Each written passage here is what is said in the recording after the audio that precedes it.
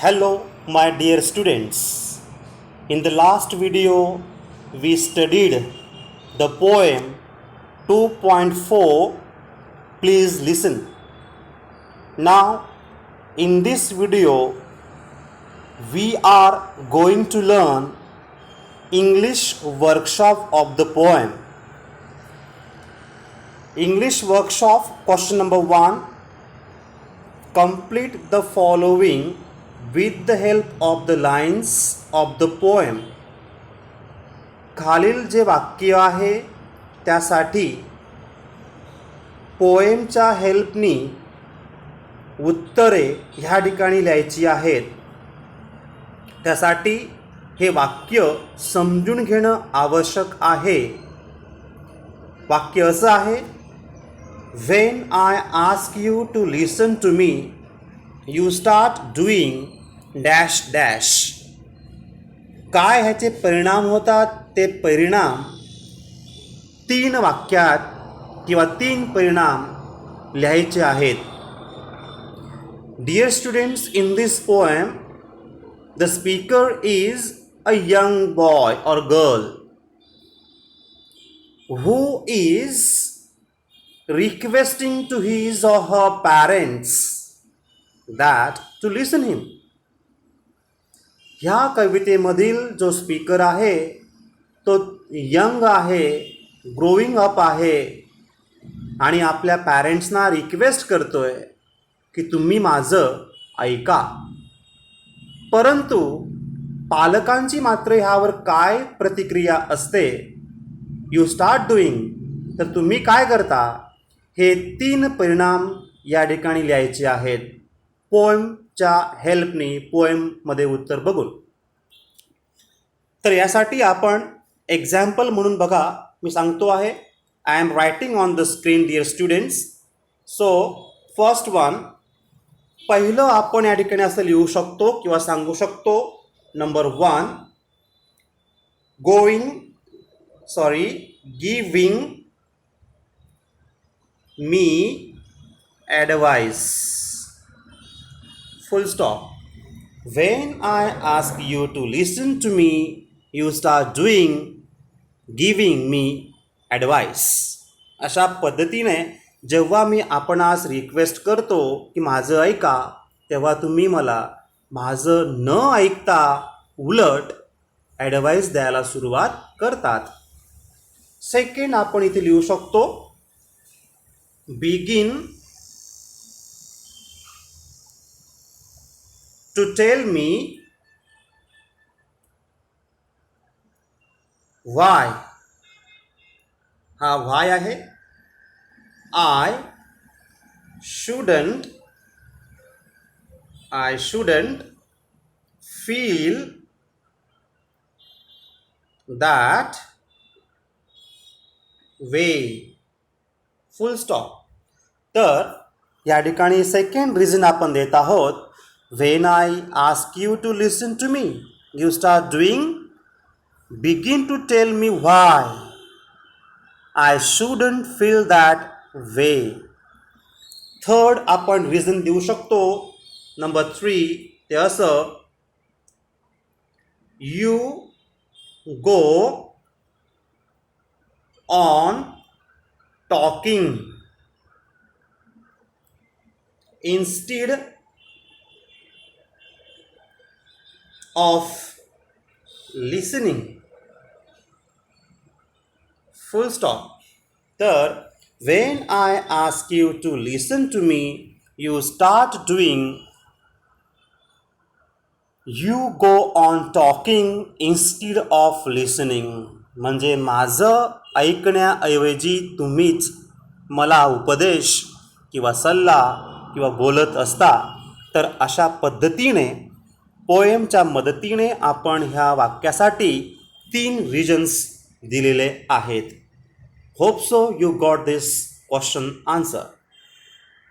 Next number 2, write the opposites और antonyms of the following. पहा, opposites म्हणजेच antonyms आणि अँटोनिम्स म्हणजेच विरुद्धार्थी शब्द. विद्यार्थी मित्रांनो, पेज नंबर 53वरती बघूया. 53वर इथे ए पासून तर एच पर्यंत एकूण 8 शब्द दिलेले आहेत. या शब्दांसाठी अँटोनिम्स किंवा अपोजिट वर्ड्स म्हणजेच विरुद्धार्थी शब्द लिहायचे आहेत. तर आपण ते जाणून घेऊया. पहा, पहिला शब्द आहे चीप. चीपसाठी आपण विरुद्धार्थी शब्द घेत आहोत कॉस्टली. चीपचा अर्थ आहे स्वस्त आणि कॉस्टली म्हणजे महाग. बी शब्द आहे डिस्करेज्ड. एखाद्या व्यक्तीला आपण डिस्करेज करणं, त्याच्या विरुद्धार्थी शब्द घेत आहोत एनकरेज, प्रोत्साहित करणं. एनकरेज्ड असं लिहायचं आहे. एनकरेज्ड म्हणजे प्रोत्साहित करणं आणि डिस्करेज्ड म्हणजे त्याचं प्रोत्साहन कमी करणं. सी शब्द बघूया, तो आहे इनॲडेक्वसी. त्यासाठी आपण विरुद्धार्थी शब्द घेत आहोत ॲडेक्वेसी. पहा स्पेलिंग ॲडेक्वेसी अशा प्रकारे. त्यानंतरचा शब्द आहे तो म्हणजे डी ॲक्सेप्ट. त्याचा विरुद्ध शब्द आहे, मला वाटतं सर्वांना हे येत असेल, सोपा शब्द आहे रिजेक्ट. ॲक्सेप्ट म्हणजे स्वीकारणं, रिजेक्ट म्हणजे नाकारणं. नंतरचा शब्द पहा सिंपल. त्या सिंपल शब्दासाठी अपोजिट आपण घेत आहोत कॉम्प्लेक्स. कॉम्प्लेक्स. एफ आहे इरॅशनल. त्यासाठी आपण घेत आहोत रॅशनल. अंडरस्टँड शब्द आहे, त्यासाठी आपण विरुद्धार्थी शब्द घेत आहोत मिस अंडरस्टँड. आणि शेवटचा शब्द आहे क्लिअर. ह्यासाठी अँटोनिम आपण घेत आहोत फॉगी. FOGGY. अशा पद्धतीने या सर्व शब्दांचे एकूण 8 शब्दांचे आपण विरुद्धार्थी शब्द या ठिकाणी पाहिलेत. पुन्हा एकदा पहा, ऐका. Cheap, costly, discouraged, encouraged, inadequacy, adequacy, accept, reject, simple, complex, irrational, rational, understand, misunderstand, clear, foggy. Hope so, dear students. This one also you understand, you got it. Now see next question number 3. Use the following charts to prepare meaningful dialogues. विद्यार्थी मित्रांनो, परीक्षेमध्ये writing skill म्हणून एक भाग असतो आणि त्या writing स्किलमध्ये dialogue writing हा एक प्रश्न एक्झाममध्ये येत असतो. तर डायलॉग म्हटलं की पहिल्या वाक्यानंतरचं दुसरं वाक्य हे त्याला संलग्न, अर्थपूर्ण, आधारित असलं पाहिजे. एकावर दुसरं वाक्य, दुसऱ्यावर तिसरं वाक्य हे त्याच्यामध्ये कनेक्टिव्हिटी, अर्थपूर्ण, संलग्न असं असलं पाहिजे, तर तो डायलॉग होतो असं आपण म्हणतो. तर यासाठी इथे आपल्याला 2 एक्झॅम्पल दिले आहेत. एक्झॅम्पल ए हा आणि दुसरा आहे त्याच्या खाली हा बी. तर आपण हे दोन्ही एक्झॅम्पल्स पाहत आहोत. पुढे प्रश्नामध्ये असं म्हटलं आहे, use your ideas to fill in the blanks. इथे बघा अशा प्रकारचे ब्लँक्स आहेत, रिकाम्या जागा आहेत, फार कमी असतील, 2-3 जागा आहेत. या ठिकाणी योग्य तो शब्द किंवा वाक्य तुमच्या आयडियाजनुसार इथे पूर्ण करायचं आहे. एक्झॅम्पल म्हणून मी सांगतोय, असंच तुम्ही लिहिलं पाहिजे असं नाही, तर तुम्ही तुमच्या आयडियाजनी योग्य तो शब्द किंवा वाक्य फिलअप करा आणि स्वच्छ सुंदर अशा हस्ताक्षरामध्ये इंग्रजीच्या वहीत लिहायचं आहे. चला बघूया. ए एक्झॅम्पल आहे ते पाहूया. ह्यामध्ये 2 स्पीकर्स आहेत, ए आणि बी. आता ए काय बोलतो पहा. Have you read dash question mark. तर हॅव यू असं सुरुवात आहे आणि शेवटी क्वेश्चन मार्क आहे. याचा अर्थ हा कुठला प्रश्न आहे? नक्कीच व्हर्बल क्वेश्चन आहे. येस नो टाईप क्वेश्चन आहे. ह्या प्रश्नाचं उत्तर आपण यस किंवा नोमध्ये देत असतो. तर इथे बरं काय लिहायचं आहे? त्याने दिलं आहे ब्रॅकेटमध्ये नेम ऑफ अ बुक. एखाद्या तुमच्या आवडीच्या पुस्तकाचं नाव लिहायचं आहे. हॅव यू रीड तुमच्या आवडीचं बुकचं नाव लिहा. एक्झाम्पल म्हणून मी इथे लिहितो आहे key to success. Key to success it's a name of a book असं मी लिहितो आहे. ए म्हणतो बीला की टू सक्सेस हे पुस्तक तू वाचलेलं आहे का? आता हा येस नो क्वेश्चन. याच्यामध्ये बी येसने पण उत्तर देऊ शकतो आणि नोने सुद्धा. मग एक्झाम्पल म्हणून इथे यस आणि नो दोन्ही प्रकारचे उत्तरं आपल्या समोर आहेत. आपण बघूया. आधी दिलं आहे नोचं. पहा बी म्हणतो नो. Have you? अरे नाही, मी नाही वाचलं आहे. तू वाचलं आहे का? आता ए काय म्हणतो? आता ए पण याचे उत्तर येस किंवा नोमध्ये देणार आहे, कारण बीने सुद्धा हॅव यू असं म्हटलं आहे, म्हणजेच व्हर्बल क्वेश्चन विचारला आहे. म्हणून एचे पहिलं उत्तर पाहूया. Yes I have. हो मी वाचलं आहे. You must read it too. तू सुद्धा वाचलंच पाहिजे. You will love it. तुला ते नक्कीच आवडेल. आता ह्या एचं ह्याच्यावरती नेगेटिव्ह उत्तर काय? No I haven't. नाही, मी नाही वाचलं. But I want to read it.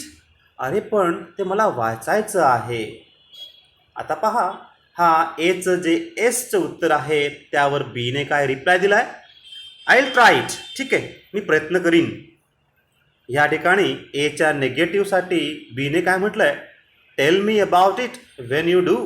मला सांगशील, तू जेव्हा रीड करशील तेव्हा मी सुद्धा वाचणार. अशा प्रकारे हा एक पार्ट झाला जो नेगेटिव्ह होता बीचा. आता बीचा अफर्मेटिव्ह किंवा पॉझिटिव्ह काय दिलं पहा. हॅव यू रीड की टू सक्सेस बुक? बी म्हणतो यस आय हॅव. हो मी वाचलंय. बी म्हणतो मग बघा बीने पण उत्तर काय दिलं आहे? नेगेटिव्ह आणि पॉझिटिव्हमध्ये पहिलं आहे पॉझिटिव्हचं उत्तर. It's amazing, very interesting, delightful, superb. अरे खूप सुंदर पुस्तक, अतिशय अमेझिंग, इंटरेस्टिंग, डिलाइटफुल, सुपर्ब असं आहे. तेव्हा बी इकडे काय म्हणतो निगेटिव्हमध्ये? It's boring, too long. अरे खूप बोरिंग आहे, खूप मोठं आहे. I didn't like it. मला नाही ते आवडलं. I don't like dash books. आता इथे मी शब्द घेतो आहे boring books. I don't like boring books. अशा प्रकारचे बोरिंग बुक्स मला आवडत नाहीत. Hope so dear students you understood this a dialogue. आता या ठिकाणी जो बी प्रश्न आहे तो पाहायचा आहे. पहा काय दिलाय तो. इथे सुद्धा ए आणि बीमध्ये संवाद आहे, डायलॉग आहे, कन्व्हर्सेशन आहे. आता ए काय म्हणतो बीला? I had an argument with my dash today. बरं आता इथे मी काय घेतो पहा. आता ए म्हणतो बीला I had an argument with my best friend today. अरे आज माझ्या बेस्ट फ्रेंडसोबत माझं आर्ग्युमेंट झाली, वादविवाद झाला. तुम्ही तुमच्या पद्धतीने योग्य तो शब्द भरा, आयडियाज तुमच्या वापरा. असंच पाहिजे असं नाही आहे. I am just telling you the example. Like it you to try to write my dear students. I know you all are so smart and clever students. आता बी काय म्हणतो पहा. इथे सुद्धा आपण पाहतोय बीचं उत्तर ओ व्हॉट अबाउट. अरे कशा संदर्भात झालं आर्ग्युमेंट? बी म्हणतो द युजल, नेहमीचप्रमाणे. I dash. आता इथे काय बोलतो बघा मी. I pointed out the mistakes. अरे त्याच्या मिस्टेक्सना मी पॉईंट केले म्हणून ही ऑर शी डॅश. आता इथे काय लिहितो बघा मी, he or she did not like it, आणि त्याला ते काही आवडलं नाही. So again we ended a fighting, आणि मग आम्ही आमची फायटिंग म्हणजेच काय तर आर्ग्युमेंट आम्ही एंड अप केला. बीने काय प्रश्न केला बघा त्याला, वाय डोंट यू डॅश. बी म्हणतो त्याला एला, why don't you say sorry. पा इथे मी लिहिलंय से सॉरी. तर त्याला तू सॉरी का नाही म्हटलं. ए म्हणतो I tried but it doesn't help. हो मी प्रयत्न केला पण त्याचा काही फायदा झाला नाही. किंवा तो असं म्हणू शकतो आय विल ट्राय, हो मी प्रयत्न करीन सॉरी बोलण्याचा. अशा पद्धतीने हा बीचा एक पार्ट आपण पाहिला. आता सेकंड पार्ट बघूया याचा. ए म्हणतो बीला, I had an argument with my best friend today. B म्हणतो ओ नो नॉट अगेन, अरे नाही पुन्हा असं आर्ग्युमेंट करू नकोस. ए म्हणतो बीला, I try to explain that the errors. अरे त्याच्या एरर्स ज्या आहेत ना, मिस्टेक्स, ते त्याला मी एक्सप्लेन करण्याचा प्रयत्न केला. बट आता इथे काय बोलणार आपण, but he or she was not willing to accept my things. परंतु तो माझ्या त्या गोष्टी ज्या आहेत ते ॲक्सेप्ट करण्याच्या मूडमध्ये नव्हता. बी म्हणतो सॅड, अरे फार वाईट. अशा पद्धतीने विद्यार्थी मित्रांनो आपण हे दोन्ही डायलॉग्स ए आणि बी हे अभ्यासलेत. या ठिकाणी हा जो प्रश्न आहे तो संपलेला आहे. Today we studied English workshop of the poem. Please listen question number 1, 2, 3 very properly. Hope so, my dear students. I requesting all of you, please try to understand this video. Write down very carefully in your English notebooks and then take the images. After that, send those images with your names and exam numbers on our WhatsApp group. Thank you. Have a nice day.